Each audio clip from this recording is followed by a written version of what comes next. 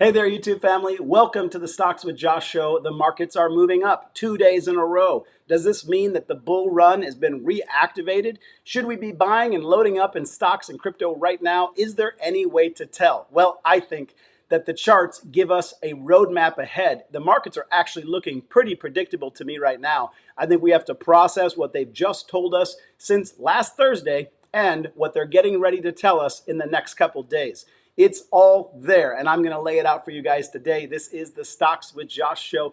Thank you guys for already hitting the like.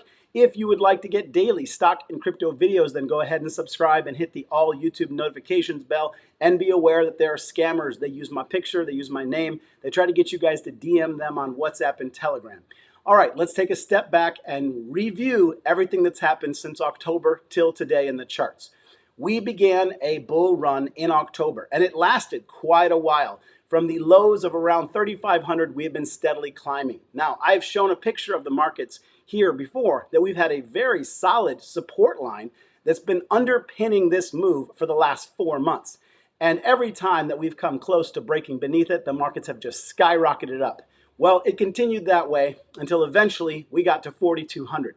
And at that time, I pointed out to everybody that for the local high to be confirmed, for a bull run to be confirmed, it wasn't enough to get to 4,200. We actually had to break above the previous high, which was 4,300. Well, we actually came a few digits short of hitting 4,200, and the markets got rejected. That was the end of January, and they've been falling ever since. And then, for the bullish narrative to continue, we needed to see a bounce off of the 4,000 range, which would be a higher low, and it happened to be coinciding with the 50-day moving average. Now, when the markets are above the 50-day moving average in price, the S&P 500 or the SPY, that means the bulls have control, and it should likely continue to climb. We needed to see a bounce off of that 50-day moving average with volume. I told you guys that at the time. Well, we came back to that 50-day moving average. It was around that 4,000 mark, and rather than bouncing with volume, we broke through it. Now that was a very bearish technical indicator. We lost the critical 3950, 3940 technical range, and we fell hard. Now here's what happened. We went back to the previous low. Now this is a problem because we didn't make a higher low. We made the same low that we had made before. And on top of it, we're beneath the 50-day moving average, and we're beneath that trend line that supported us since October. So if we are going to accept and process what the markets have already shown us in the past, we have to understand that as far as that October run is it's over. That's been broke down. We lost the 50, we lost the trend line. Now, we have been up for the last 2 days, which is actually something that I had cautioned everybody about. I said, don't pile up on puts, even though the market is technically broken down. Give it Monday and Tuesday, because Monday and Tuesday could be a reversal. We could see it go back up, and lo and behold, that's exactly what we got. But how high will it climb? Well, if this bear move is going to be confirmed, we should backtest the same area that should have been our bounce area, 4,000, 50-day moving average. We should go up and backtest that, and we should get rejected, which would confirm the bearish move going forward, and we could then see the markets drop hard. Now, this is a big month of news. We're having black swan events, banks failing. I personally do not believe that the bank crisis is over. I believe that the Fed came out and took a very strong position to avert a modern day run on the bank. Very scary. I've watched some other videos. I watched some congressmen come out and make some videos, and I had the experience that they were trying to reassure me that everything was okay, and I thought, wow, this really makes me scared. Looking into these congressmen's eyes and them telling me everything is going to be okay made me feel like everything was not going to be okay. So I think the markets are definitely in a precarious place. The economy is in a precarious place. If I had to wager right now what the Fed might do, I think the Fed's got to be very careful where he steps next. And so I would lean towards a 25 basis rate hike, not the 50. I think he might need to slow down, give the banks a little bit of a breather, give the economy a little bit of a breather. Now, what that means to the markets? Well, I think that we should know by tomorrow or the next day whether or not we're going to backtest 4,000 and get rejected. If we got all the way up to 4,000, for us to reestablish a bullish run moving forward, we would need to reclaim the 50-day moving average, reclaim 4,000 with mega volume. Then we'd have to be above those trend lines. We'd have to come back and back test them from the top side, and we'd have to shoot up from there. That would confirm that things are bullish moving forward. Right now, it looks to me like we're getting ready to set up a confirmation that things are bearish. But there's enough news events and there's enough power in the Fed that he could move these markets. What do I expect? Well, it looks to me like we're going to backtest and prove a bearish market. If I had to guess, that's where I would lean towards guessing, purely from an odds scenario. That's what the math seems to be implying to me. Let's say that we get up there, we backtest it, we get rejected, and then we continue to get some support from the Fed, we get some dovishness. It wouldn't surprise me if instead of falling right away, we trended sideways.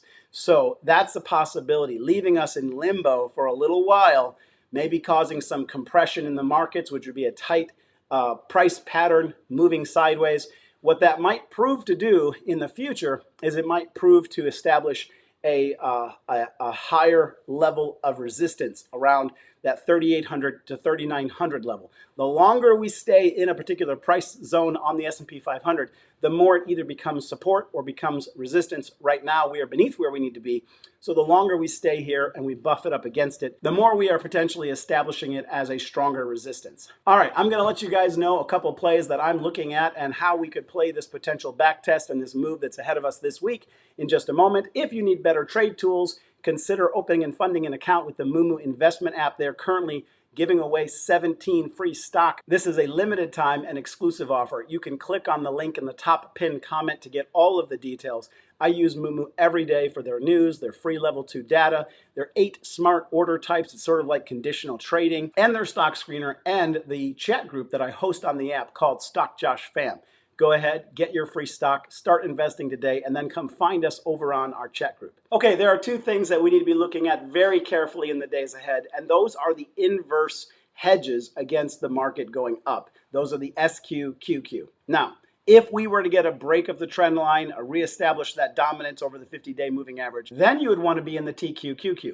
But if we stay beneath that trend line, we stay beneath that 50-day moving average, this could be setting up for an ideal time to get into the sqqq. That's an inverse ETF that goes against the NASDAQ. So if we are getting ready to have a capitulation moment where the markets go down 22%, bringing us on the S&P 500 all the way down to 3,300, then yes, this could be the moment that's setting up when we back test that range that I've been going over here with you in this video, the perfect opportunity to get back into the sqqq, maybe buy some calls on the sqqq and ride it to that much higher level that we were hoping to get to earlier this year. So that's setting up very nicely. And here's the other thing I want you guys to look at that kind of supports that trade idea. It's the VIX. I told you guys before, when we're in an elevated VIX environment, the markets are going to go down, not up.